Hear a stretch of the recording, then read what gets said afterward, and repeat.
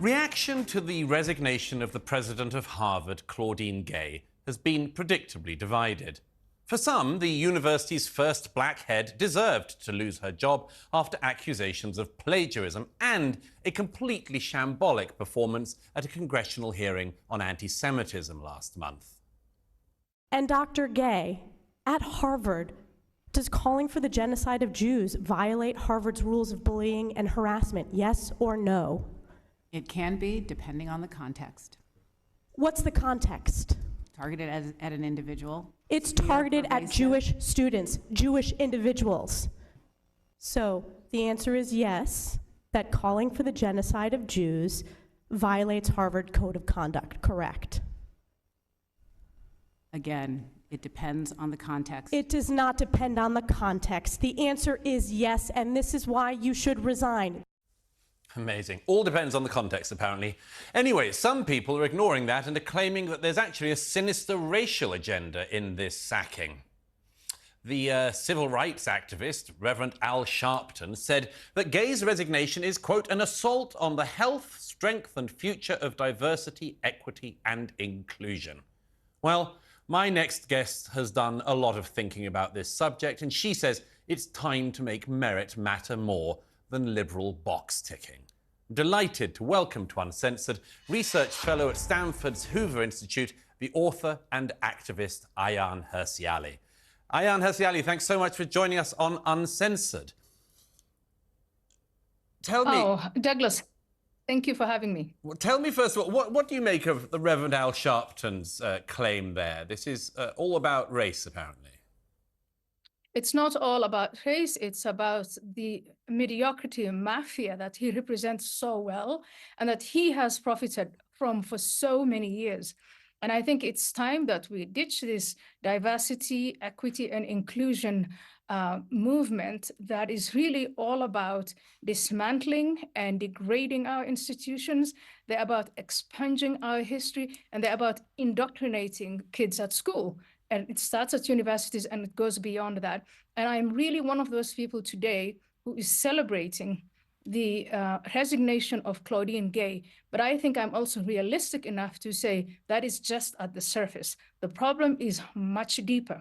It started at universities, it has spread to corporations, it has spread to lower ed, from K to 12. It's everywhere in America. And I think it's time that we take a good look, a good deep look at what's going on, and this is just the start. I agree with you, Anne. I mean, this is why it matters. Sometimes people think that what happens at Harvard is just a bit of Ivy League stuff.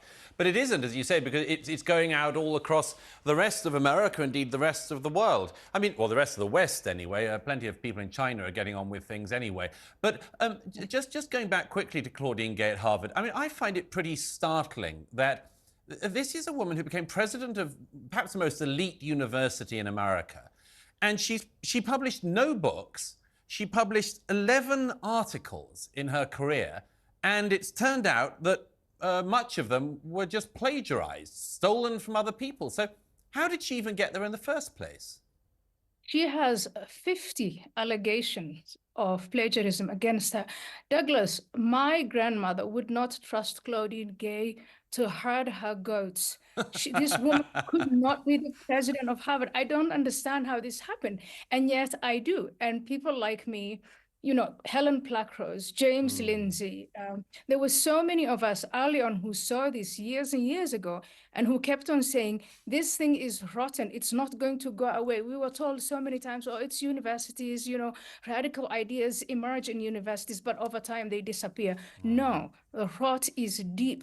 And this woman is one small representative of it. She's gone, and my big worry, Douglas, now is that they're going to say, okay, this woman is gone, the one at Penn University is gone, and we're going to have a new president, we're going to maybe have a new board and move on. And I think that would be such a squandering of opportunity for real reform. Let me give you another couple of reactions to her resignation this week. Ibram X. Kendi, the author of a book called How to Be an Anti-Racist, which I think's the wrong title for it. You should just take anti out. Ibram X. Kendi said that in the wake of Claudine Gay's resignation, racist mobs won't stop until they topple all black people from positions of power and influence.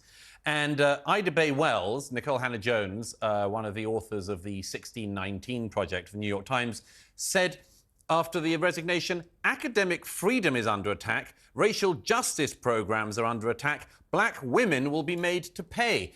I mean, there are still people clinging on to this, aren't there, Ian? This sort of, somebody must be defended simply on the colour of their skin, and all the claims of plagiarism which would get any student chucked out, and all the inability to condemn racism, which would normally lead to condemnation, all that sort of brushed to one side, because what really matters is just the colour of somebody's skin to these people. Ibram X. Kendi is a racist. He is a certified racist. Everything, all the work he has done, all his actions are about promoting racism. And so this man is being outed. What he stands for is being exposed. And I think what's happening now is because of his exposure, the kind of, they have this magical, I'm looking for the word, the spell that they've been putting on people. Just by calling them racist, they would get what they want out of them. They would get the positions, the stature, the money. I think all of that's going to disappear. So they're now coming out in panic and saying, oh my goodness, everybody is a racist, black people will be. No, black people will benefit from this. Finally, those individuals who are black, who have worked hard for their degrees and the positions they have and their businesses, those people are going to shine. And these like mafia, mediocre mafia people, they're going to be exposed and hopefully be taken to where they belong, which is the dustbin of history.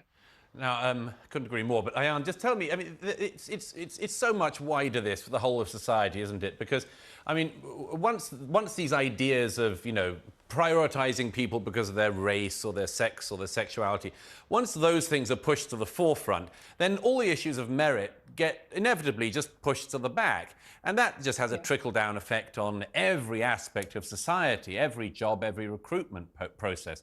You're, if I can say so, I mean, you're an amazing example of merit you're in your own life. You escaped a forced marriage, went to the Netherlands, learned Dutch, which isn't easy, became a member of the Dutch Parliament, and built a career for yourself in Europe and then America. Why is it, though, that this sort of merit-based system, why do you think it's become so unpopular? Because surely, as you say, it's the best chance anyone has. It's not unpopular, but this is a very loud minority that want to get up ahead only for themselves. And then they're claiming they speak for all blacks, for all women, for all, gender identity minorities. They don't speak for any of these minorities. They do this so that they can get ahead. Ibram X. Kendi speaks for himself. Claudine Gay speaks for herself. She doesn't speak for me. I think it's very important, Douglas, to note that there are disparities in our societies. There are large groups of people who are left behind. And it's extremely important to tackle that. And the way to do it and the way to lift up the people who are left behind is to make them a part of the values that make us come ahead, the values of hard work, the values of community, the values of commitment, of responsibility, of getting up in the morning, of lifting yourself up by your bootstraps. That, I think, is what, for me, America is all about. And we can do that without degrading the standards of what has lifted up everyone out of poverty. And this is what these people are doing. And I think it's time that they're exposed and called out. And this is just the beginning. Let's get down to where the rot is. I couldn't agree more. But finally, let me just ask you, I mean, this seems to have come about because of an idea that everything's a zero-sum game. You know, if for instance, if women are going to be advanced in society, men have to be punished. You know, if there's going to be more visibility of gay people, you've got to punish straight people and degrade straight people. And that if you're going to make more opportunities, or not even more opportunities, just put people in positions of more prominence in American society or British society, you've got to sort of beat up on white people a bit. And all the studies have shown in recent years, in America and in Britain, there was one again just a couple of years ago, that this means, among other things, that you have the left behind of white men, young white men, who nobody's speaking up for. Absolutely. You hear that all the time. You don't want black men to move ahead and leave white young men behind. You want everyone to advance. And I think in order to do this, we have to be really honest about the frameworks that we have, the framework of equal opportunity, not equity as they call it, which is the E in the DEI, which is about equal outcomes. And we know where equal outcomes, we know where hardcore socialism and hardcore communism, we know where they lead. They lead to more disparity, more division, and they lead to the gulags. And that's what these people are all about. And I think I'm just really grateful that the conversation has now begun and that we can, A, address disparities and fight racism, fight misogyny, stand up for people with gender dysphoria and not have their suffering used against them so that people like these crazy transgender activists can get ahead. And I think, Douglas, I mean, Happy New Year. I think we are starting the new year off on a good place. Well, I agree, but who'd have thought that Harvard was the place which DEI went to die? Thank you very much, Eyan Hursiali. You're welcome back anytime.